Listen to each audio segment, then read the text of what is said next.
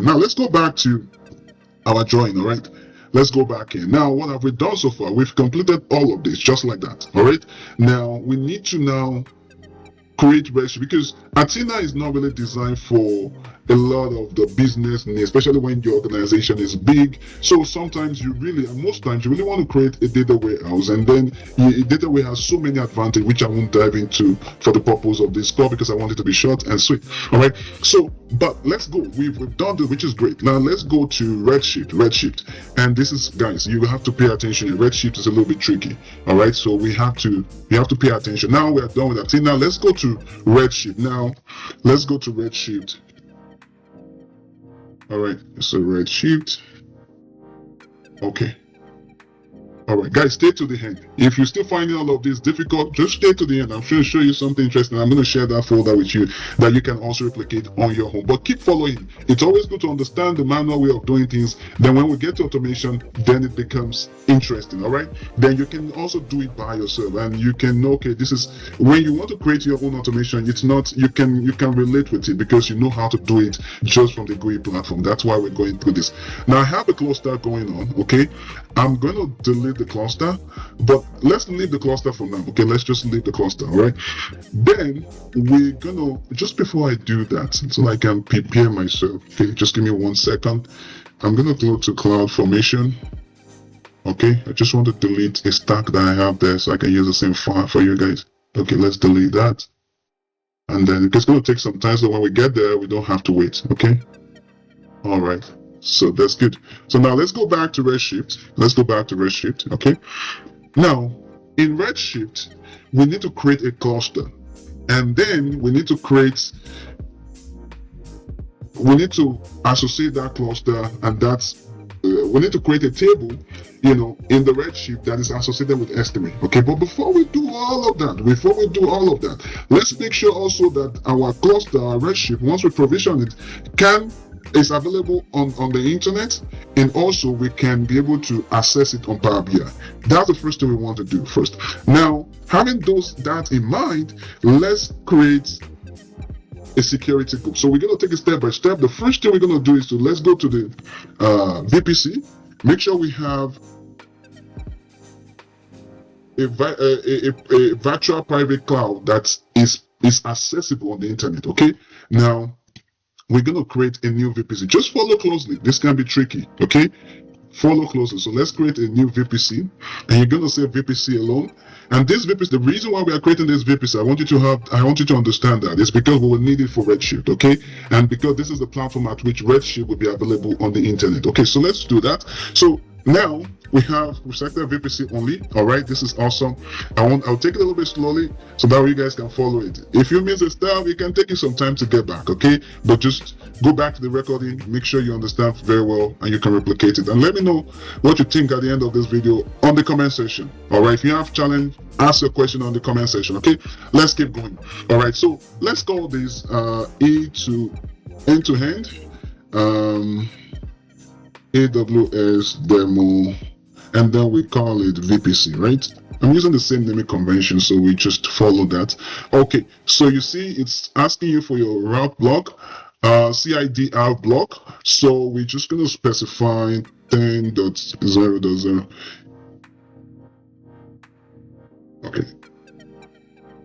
Okay, so that's what we're going to specify, the IP address range. All right, and then we're just going to leave everything as default tenancy. Please take note of this. Don't make it dedicated. Just default is fine. Otherwise, dedicated won't work with the cluster. All right, just make it default. All right, now that we have done all of that, I think that's pretty much it. Let's create that VPC. Okay, beautiful. Now once we create that VPC, notice that a route table has been assigned to that, and then we also have our network ACL. Now don't worry about all of this. The next thing we're gonna do, follow closely guys, we're gonna create a security group. Okay, and this is very important. All right, let's create a security group. Let's call it, we use the same naming convention. We call this HE AWS demo underscore sec group. Okay, and then we just can put it allow internet access. All right, and then it's going to say that which VPC do we want to associate this with. We're going to the same one that we just created, right? That's what we want. Now it's going to ask for inbound route. This is important. You want to be able to allow this security group to be able to talk with Redshift, so you're going to specify Redshift. All right, and just make it, just that's fine. So you just make it this mainly be, it's meaning that any IP address can really access the Redshift, which is fine because this is a demo. In the real in an organization setting, you would want to really not even expose it to the internet. You want to make sure you do your network configuration really well. That is very secure. But for the purpose of this class, it is fine. All right. Now the outbound rules also, you want to allow all traffic, very key, okay? And just say anywhere IPv4 is fine. And then add one more rule, okay? Actually, we can leave it this way. Yeah, let's leave it like that, it's fine. Okay, so this will allow all IP addresses, including the one we're going to be using for demo today. Okay, now hopefully you guys are following me. Okay, it's getting, I know it can be a little bit tricky, but just take it slowly and then you'll see exactly how things fit together. All right, so we're creating that security group. This is awesome. Okay, this is awesome.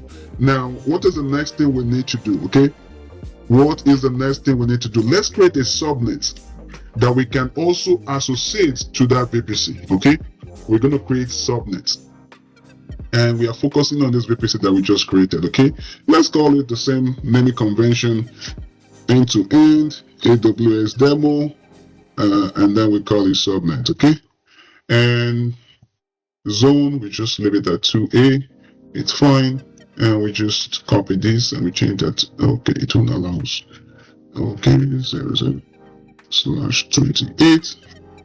All right, this is good. So we've already associated with the VPC, with this security group, we associated with VPC.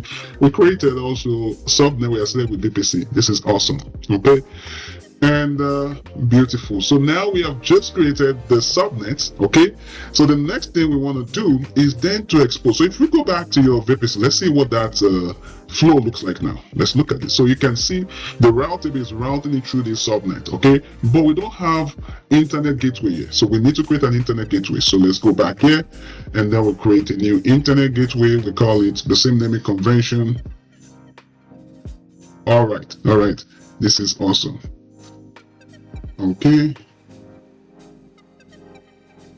Okay, so we just call it internet gateway. Okay, and that's pretty much this on this side. But guys, stay close. Okay, we're almost done with this part. Okay, and the next thing we want to do is that let's go to the route table. Right, this is our route table. Let's make sure we're using the same route table. Let's go back and take note of the route table name, so we can see it's 1792E. Now we go to route table.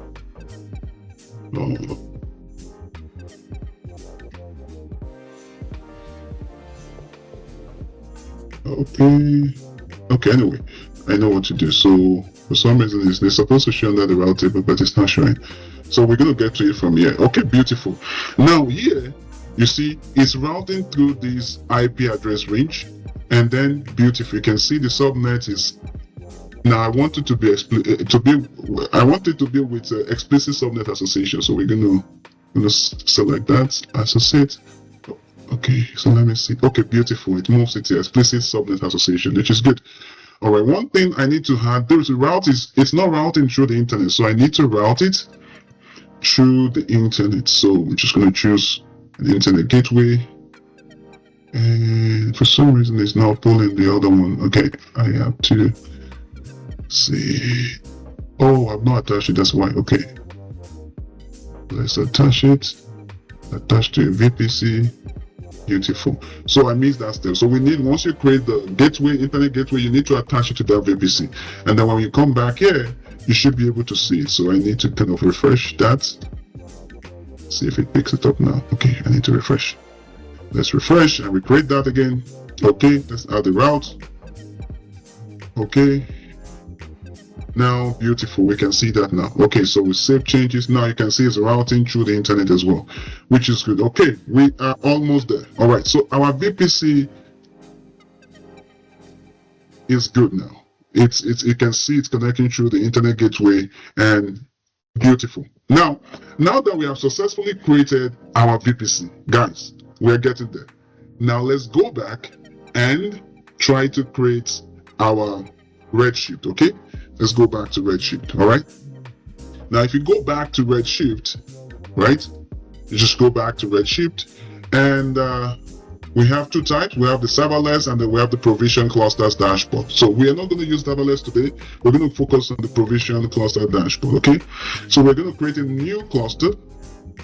Okay, let's do that, and we're going to just call it the same naming convention we'll be using. We call it end-to-end AWS demo underscore. We just use the dash cluster, which is fine. Okay, all right, and then we're going to select this DC to just the minimum node type. It's okay. We're going to change this to one node. It's just a simple demo, and then we're going to do sample data, and also here, let's just call it admin. This is very key. Please take note of this information, because what happens is that you will need that later on. Okay, and once you have the password, to change or reset the password can be a little bit tricky, so please take note of the database configuration as well as the password. Okay, so let's call this I'm just going to put in a password. I already have a password here. I'm going to use this one actually. Awesome. So I put in a password. The key is okay. Cluster permission.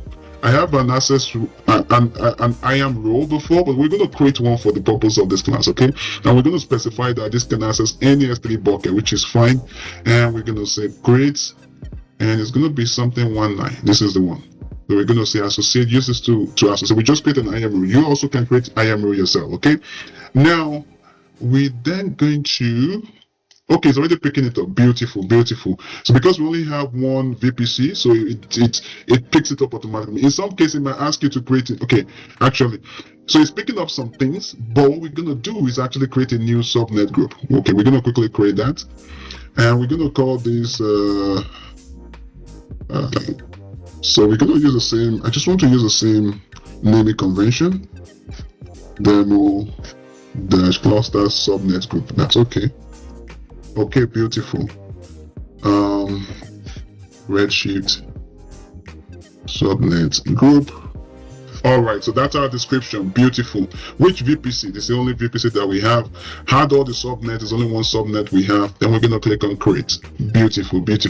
Now it's going to take time to create that, but let's go back here, and it might not see that automatically. Let's refresh. Okay, beautiful. It's seeing it now. Okay. So let's just double check. This is correct. VPC subnet group is not choosing the right subnet group. That's not the one we created. So we're going to select the subnet that we created, and this is fine. We're just going to choose 2A, publicly accessible. Guys, we have to check this. Otherwise, your Redshift will not be available publicly. Okay, select this one. Okay, and then we're then going to go through our database configuration. You can see dev 5439. That's the right port for most database. This is fine. And for maintenance, that's fine. Monitoring, that's fine. Backup, we just leave everything as default, which is okay. All right, so we click on create cluster, and that's gonna start our cluster. Now our cluster is getting created. We're gonna wait for it to get created. While we are doing that, okay, it's gonna take some time, right? Let's just wait for it to finish up. Okay, we're just gonna keep refreshing to make sure it's finishing up. Anyway, it's also we just let it run. It will take some time, but that's okay. We're gonna let it run. And while it's running, okay, while it's running, we can do some other stuff. Let's just go back to our drawing, make sure that we don't lose track of where we are. Guys, this is where we are, right? We're trying to provision this Redshift, and also we want to make sure it can connect to Power BI, okay? That's what we want to do, okay? And so we had to create, just to recap, we have to create the VPC. and I'm going to recap the VPC step for you. Basically, we created our VPC, and we created the security group, and associate that security group to our VPC. We also created the subnet. Let me just walk you through it. Rather than me just saying it. Just give me a sec. Okay, so let's go back here. Let's just recap what we did so that when you guys are doing it on your own, it's easier for you. Now, the first thing we did for the VPC was to create a new VPC, right? And we selected some bunch of configuration settings.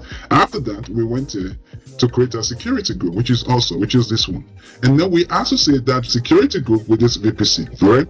And after that, we created a subnet, all right? We created a subnet. And then also we associated the subnet to this VPC, which is great. Then is that you will need that, which is great. Then afterwards, we then created the internet gateway. Okay, we created the internet gateway, right? And then we also associate that also to the VPC we're interested in. Then we went to the route table. We edited the. Okay, still not pulling this. The route table is not pulling the right. Okay, anyway, we're gonna leave that from now. But if you come here, we went to the route table. For some reason, it's not showing the route table there, but we can see it here, okay? So we went to the route table, and then we look at the route, and then we make sure that it was only routing through this IP address block. And what we did was that we then, add the internet's IP address block to it as well.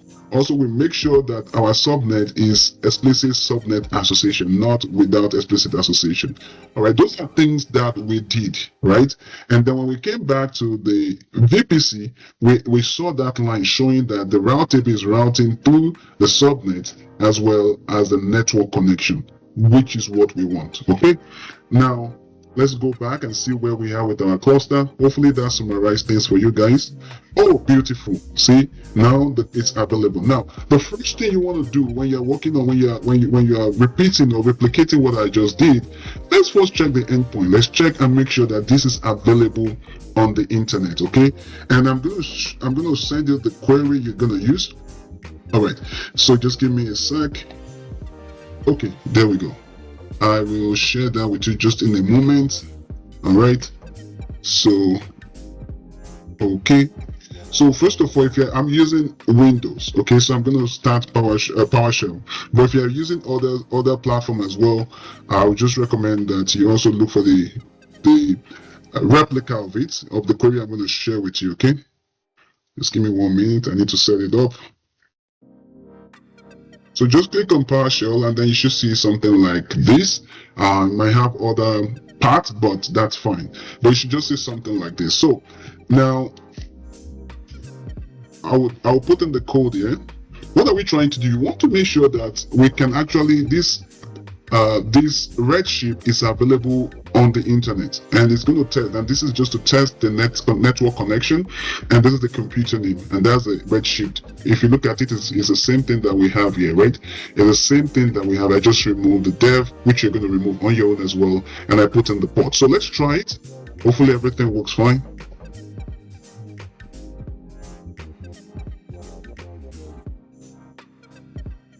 Beautiful. Look at that. It's true, meaning that it's now accessible. This is fantastic. This is fantastic, okay? That means that our Redshift is available for consumption, which we can then access through Power BI. This is great, guys. This is awesome, okay? Now, let's move on.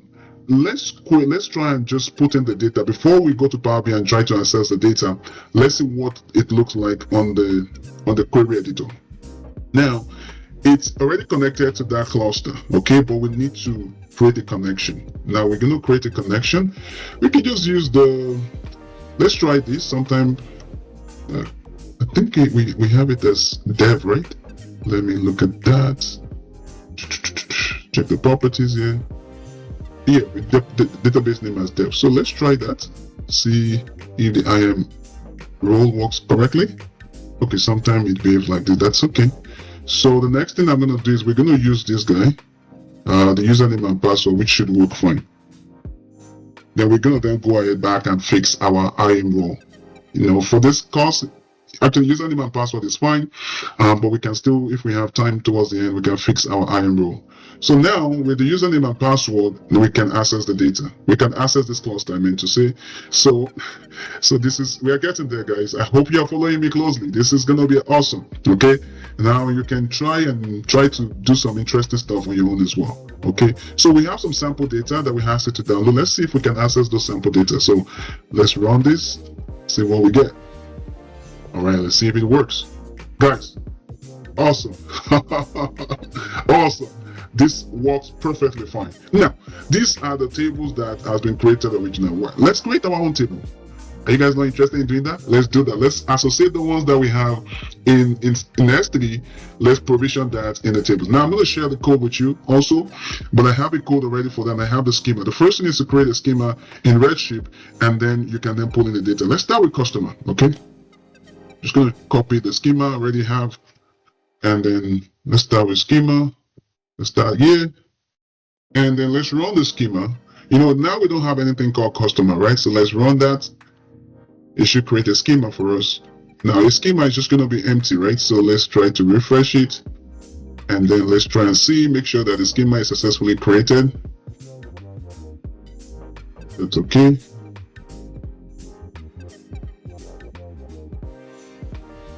Okay, so what's going on? Let's see what's going on. Oh, it's trying to use IAM role. Okay, I'm gonna try that again. Okay, let's just close all of these. Let's close everything actually. So let's pull in a new editor. Okay, so let's use this. Okay, let's log in back. I think there's something wrong with our connection. Yeah, it's now trying to use this. Okay, I don't know why I went back there, but we will use the username and password again. Okay. Oh, because I refreshed it, I remember. Now it's just because I refreshed it. That's why it's trying. So once I refresh it, default back to the IAM role. Then you have to tell it to default back, because we've not fixed the IAM role, which we'll fix later if we get there. But the username and password work, which is great. At least we can authenticate now. All right. So let's check for the customer that we just created, the schema we just created, and see if it's there. We can see it has increased to 8. So definitely we've added a new table, right? Now, if you run this is great. Now we have our schema, but we don't have data. How do we get data in? All right. How do we get data in? I'm going to share the code with you. How do we get data in? Okay. So let me share that code with you. So this is the simple code. We're just going to use a copy command. All right. But we want to make sure we are pointing to the right S3. So we're going to go back to our S3. Do we have it somewhere? And I think we're dealing with customer. Yes, we're dealing with customer. So we're going to copy this again and then come back here. And then we're going to paste it. Okay. We're going to paste it. This is awesome. And then you see we need a IAM role. That's where we're going to fix it. There's something going on with our IAM role. Okay. So we have this, and then we have both of them in sync. So we're just going to copy this. Okay. We're going to copy that and drop it in. Give me a sec. Okay, beautiful. All right, so we're going to replace the IAM role here. Oh no. Okay, so that's not what I'm supposed to copy. Okay, let's open up this guy. We're going to open up the IAM roles and see what permission it has actually before we use it. Let's take a look at the what permission it has. Do you have access to S3? Yeah, it does have access to S3. So we can use this guy. So we can copy the ARM. So let's copy that, and then we just paste it right here. So because we know that this IAM role is already associated, the IAM role is already associated with this cluster. So we're going to use that to pull this data. And we know with the permission of this IAM role, it can access the S3. So let's run it. Hopefully it works. Beautiful. You can see query ID and the last time load into data. So beautiful. So now we should have data now. Let's run this again. And we should have data now. Awesome. Awesome. Isn't that great? Let's do the same thing for employee. Let's do the same thing for employee, right? Let's do the same thing for employee. Let's first create the schema for employee, and then let's load the data. We don't need to see the data at this point. We already know that it works. All right. So we're gonna share the code on the platform, okay?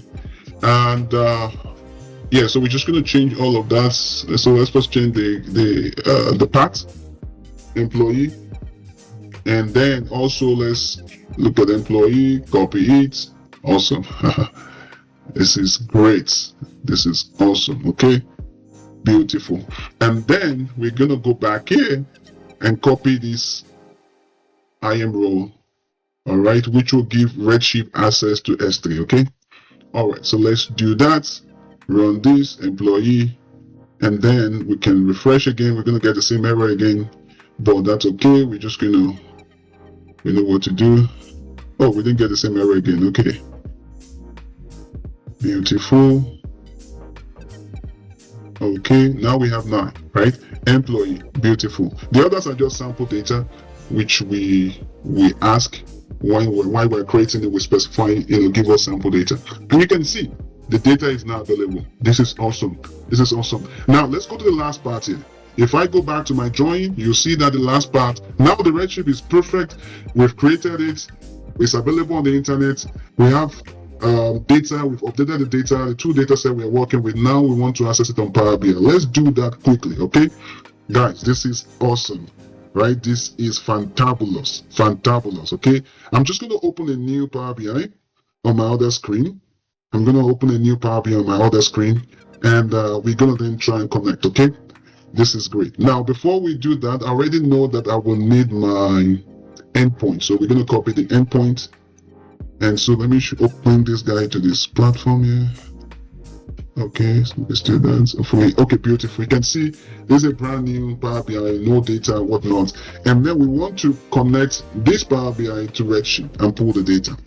Then you're going to click on Get Data, More, and then you're going to select Redshift. Guys, this is already awesome, but just wait towards the end, and you're going to see something fantabulous. This is actually great, okay?